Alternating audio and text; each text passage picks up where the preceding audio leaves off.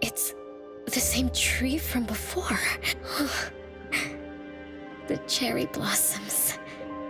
Oh, they're so pretty. Back then, when I was looking up at this tree, I suddenly wanted to pick the most beautiful branch for Big Sis. I thought she'd definitely look pretty with cherry blossoms in her hair. So I reached for that branch as far as I could. But I lost my grip and fell from the tree. Then... oh, what happened after that?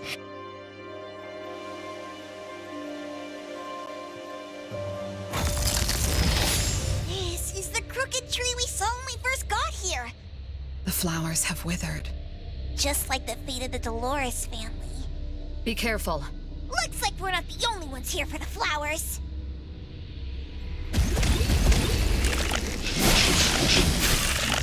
Watch me shine!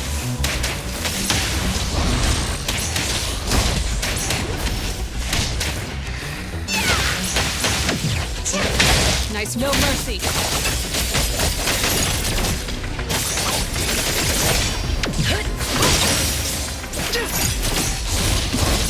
I got careless.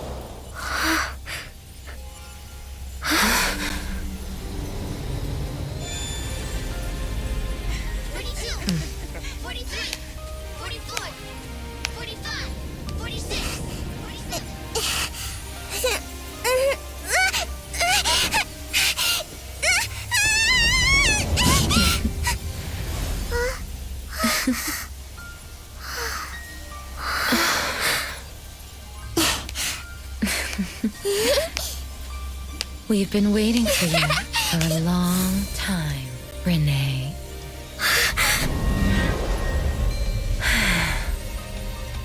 Do you remember the reason we were born? And the purpose we must serve?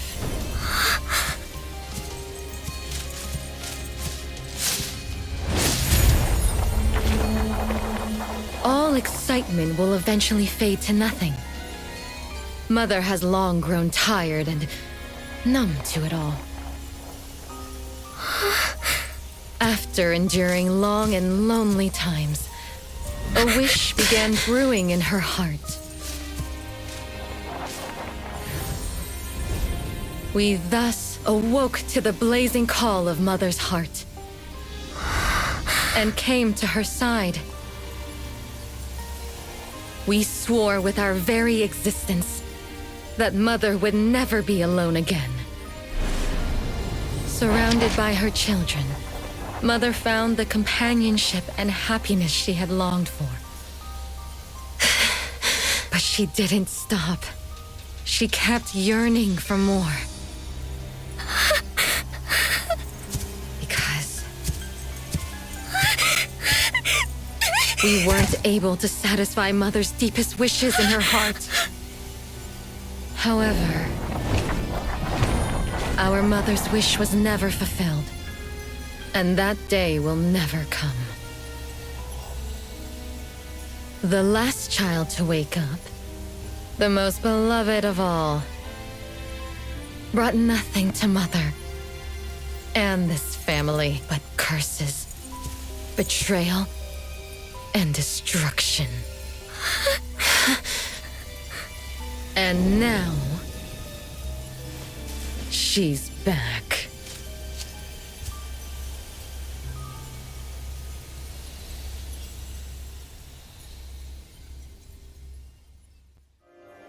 Do you remember about the time our family spent here?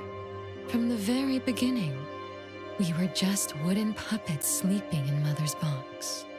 We opened our eyes in response to her deepest wishes. We answered her calling from the depths of her heart. Teresa, Elliot, Yvette. One by one, the children woke up and gave everything they got to put a smile on Mother's face. Those names are the same as the puppets found by the Bureau. This was Mother's miracle. She gave life to the wooden bodies of her puppet children. All of us shared Mother's gift of eternity. In return, we brought her laughter and companionship. The happy times seemed to last forever, but Mother still felt lonely. She was still yearning for more. As long as Mother's wish remained unfulfilled, more children would continue to come to her side. And you, little Renee, are the last child to receive her favor, and the one she treasures most. So, we used to be puppets, and I woke up because of Mom's magic. That must be the Esper ability of Lady Dolores. Our existence, our calling, and our purpose. Everything was dedicated to Mother. Thank you for helping me remember all of this, Big Sis. Unfortunately, you abandoned all of our duties. You betrayed us and committed an unforgivable sin. Sin? I don't get it. You forgot your family. You even forgot the sins you committed. But that's okay. I'll make you remember everything. That's exactly why I am here. The sin is recorded on Mother's registry in the study. Won't you go see for yourself? You could give us a better explanation. Everything started because of you. My ignorant little sister. Wait a minute. Don't leave me, sis!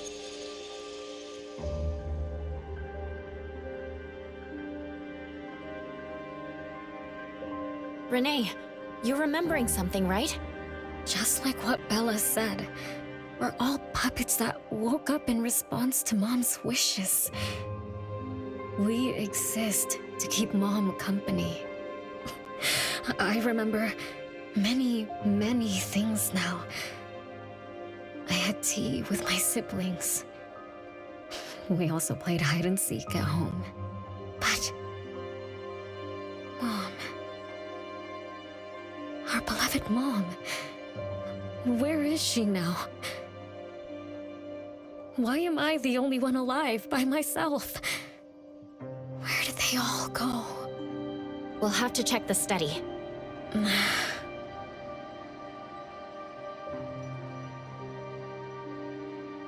What's going on? I have no memory of that place, but I feel scared. There is something in the study.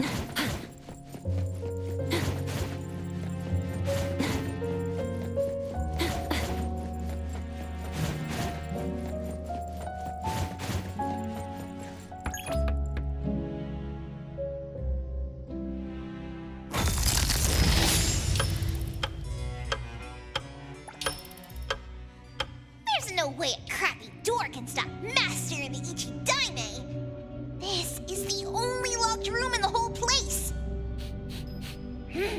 I smell secrets. Do not let your guard down. Be careful. Yes, Master! Another grandfather clock? Ugh, either Lady Dolores is a clock nerd or this anomalous realm is related to the concept of time. Something feels off.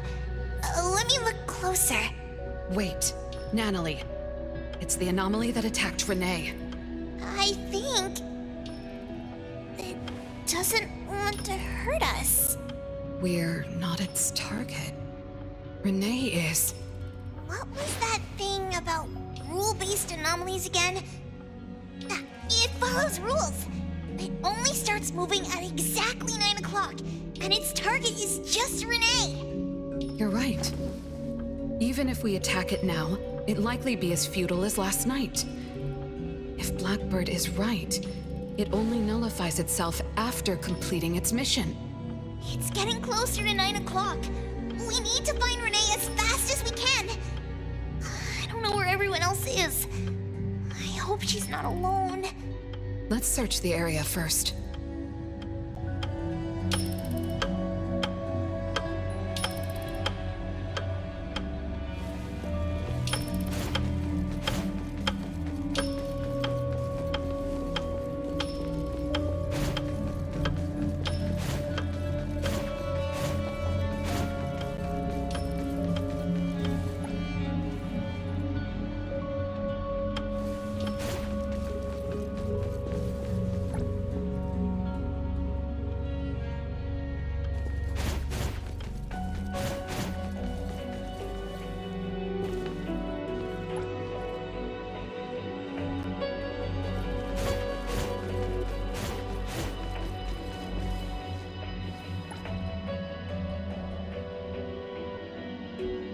With so many siblings around, the house must be crowded, right? I wonder what it's like, playing and messing around with them every day. Master, do you have any siblings? Yes and no. I did once live in a garden with many sisters, but none of us were related by blood. Huh? If you're not related at all, why did you have to live together? Mother collected beautiful flowers as she saw fit. Of course, she was also a woman with no blood relation to any of us. That's so weird. Well, but isn't that not too different from the Constantine family? There are some similarities, but knowing the Constantines, I find it somewhat ironic that our mother and Dolores are complete opposites. I can sense Lady Dolores' sincere feelings as she cared for her children. Though they are puppets, she treated them as real children. In contrast, the other mother simply manipulated the children she collected into decorative pieces for her own fancy. Master, I don't know what was going on, but I'm glad that you got out of the garden. I think so too.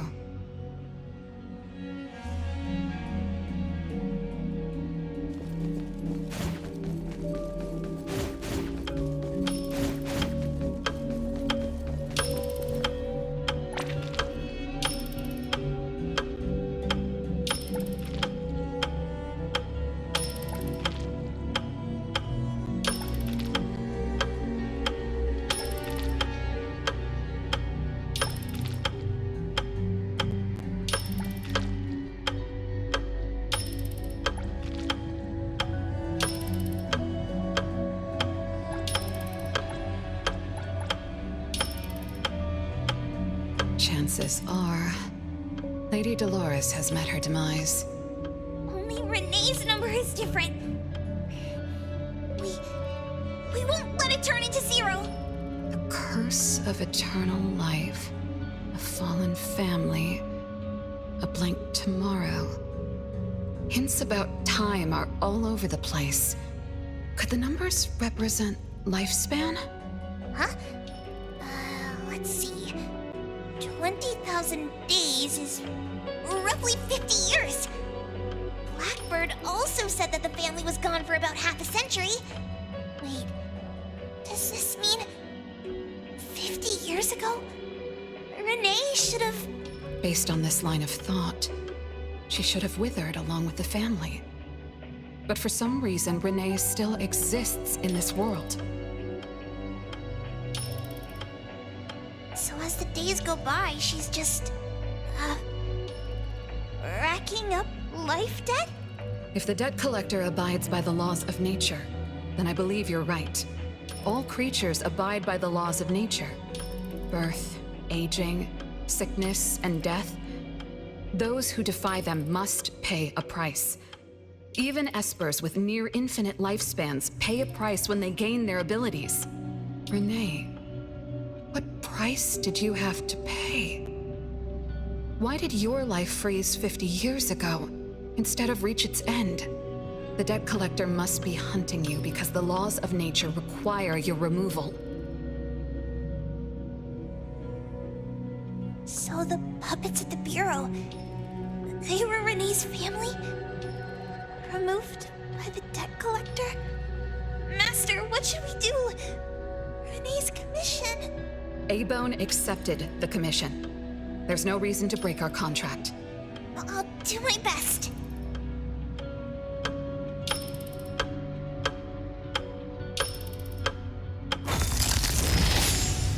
You know? Yes, Mother. Even though you never allowed us to enter the study and never let us touch the registry, I understand. All the siblings, except for Renee, can hear the approaching footsteps of death. Each day we spend with you brings us one day closer to the end. Each day we dispel your solitude takes away another day from us. Isn't that so? It shouldn't be like this. As your creations, we are willing to warm your empty heart forever and bring you to the happiness you long for until you no longer need us. But she ruined all of this. When she was born, that cursed registry appeared in our home. Our names were written on its pages, and with them, numbers marking our precious days remaining in the world, slipping away with each sunrise.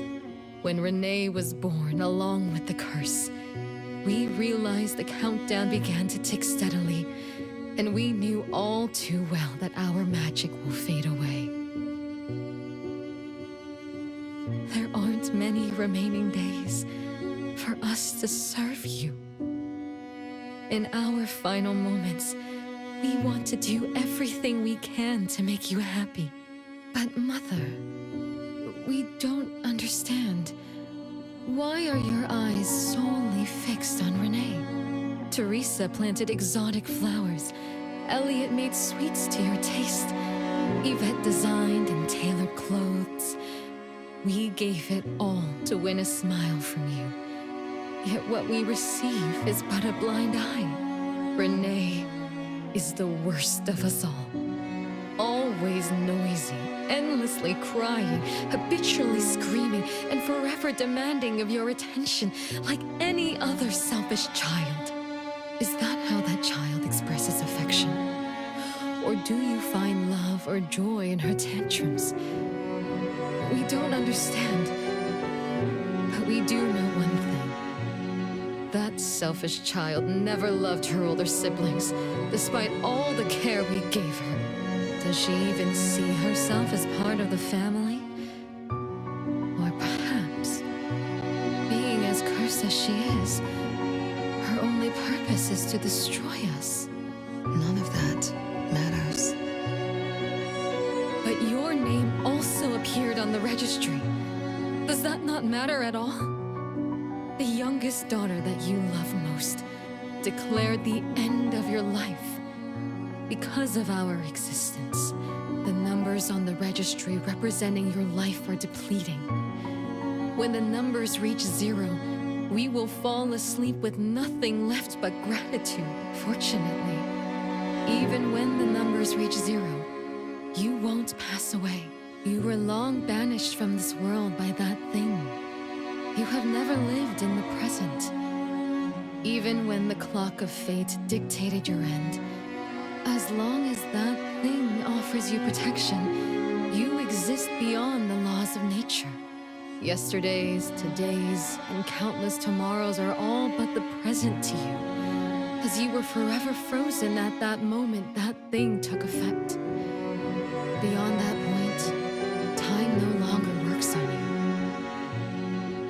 In the endless nightmares she brought upon us, this is the only thing we are thankful for.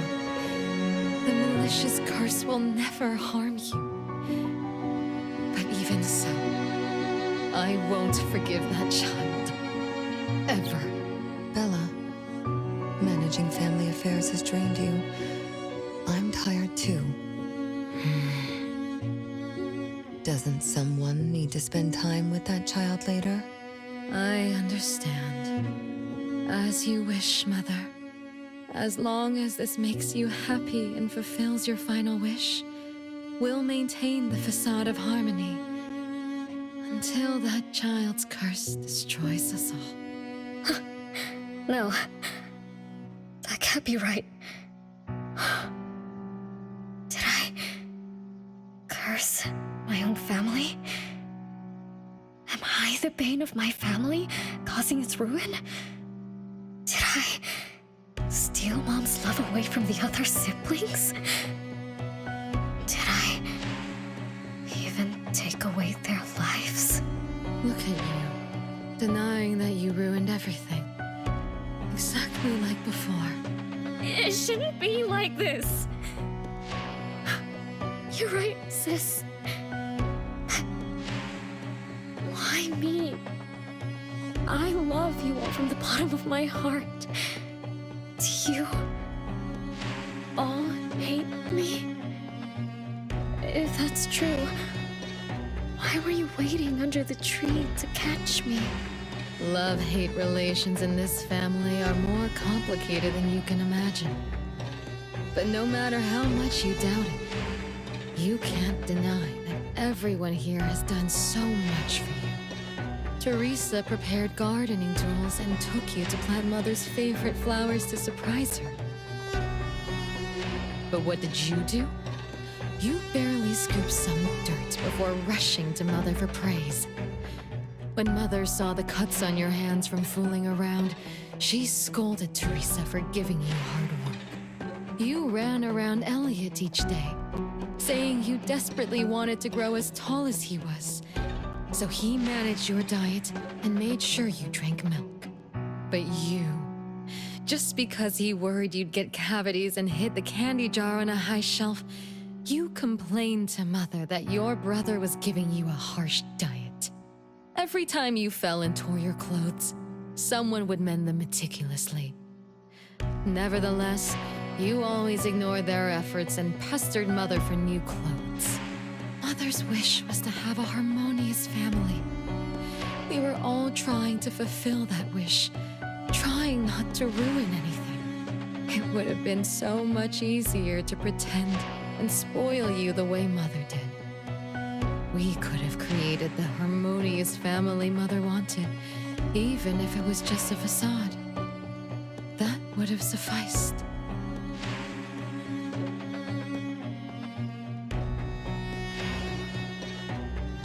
But we couldn't. Even after all your mistakes, we couldn't help but love you like real family. You were our most precious little girl. However, in the face of death, in the face of the curse you brought upon us, even the most sincere love wears out. From the moment you were born, we've been shrouded in the shadow of your curse. The most unforgivable thing is, Mother, she who brought us into the world, was the one to pay the ultimate price.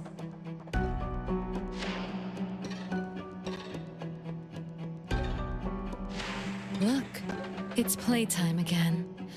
Your favorite game of hide and seek. You were always the worst at hiding. Anyone could find you easily. You were bad at hiding, but worse when you were it. Once, you turned the house upside down and still couldn't find anyone. I remember. It was getting late, but the house was so quiet, so empty. I remembered the ghost stories you told me. I suddenly felt the paintings were staring at me, and the tables and chairs were slowly moving. I thought you left me behind. You finally remembered. But now, looking at it, the opposite is true. You're the one who abandoned us. When you started wailing that day, we came out of our hiding places. Do you remember what we told you? We are a family, and we'll always be together. That's right. Good girl. Time is up for hide and seek. Once again, you're all alone. Come find us. I'll be it? This time, you have to find all of us. We'll be waiting for you.